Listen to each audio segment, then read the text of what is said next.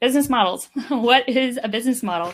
I think there are lots of maybe assumptions or definitions that go around. So I thought we'd start in the same place. A business model, by this definition, is a design for the successful operation of a business, identifying revenue sources, products and services, and details of financing.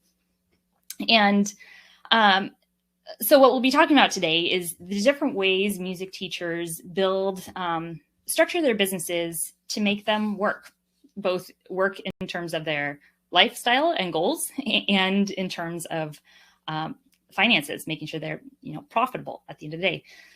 I'll mention some different products and services that teachers might offer. This will by no means be exhaustive. There's just so much room for creativity here. And we'll talk about revenue sources. There aren't a whole lot that music teachers really take advantage of, but I'll talk about one that you might not have thought about, and some can really benefit from. And then we'll crunch some numbers. So I'll talk about what financially sustainable studios look like at different levels, from the private teacher to the multi-teacher studios, and from there.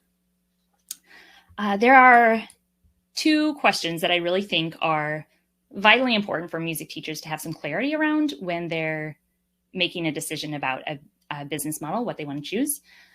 And the first is just, what's the vision for your studio and your career and your life? Because ultimately, the business model you choose really dictates what your day-to-day looks like, what your work looks like.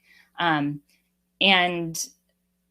I want this to come through loud and clear through everything I say, and Jennifer, I think, will echo this, that there is no one right business model. There are different models for different goals and for different phases in life. And so having your own sense of vision for what you want your studio and career and life to look like is just tremendously important, because you can't live someone else's, or you probably won't be happy living someone else's vision for your life. And then the question that I really care about as a business coach is it financially sustainable or profitable? And this isn't something that we like to talk about as much, but teachers really feel it when their business isn't sustainable, either in terms of energy, like what it requires of them to make it run, or just in terms of like money coming in. The teachers really feel that, and you can have a great vision, and if it's not financially, if there isn't a plan or a clear laid out model for making it work financially, then it just can really become a drag. I have this conversation with teachers so many times. Either it's solo teachers that have to teach so much that just to pay the bills, that they're burnt out on teaching, even though it's something they love. So where the vision is just not supported by the finances, or multi-teacher studio owners who maybe thought they'd be able to cut back on teaching and just do more of the admin work, but the model for their studio isn't set up in a way that sustains that. So having a clear picture on how you're going to make that transition from private teacher to multi-teacher studio owner is largely answered by numbers. So we'll get into that a little bit. Excuse me. All right.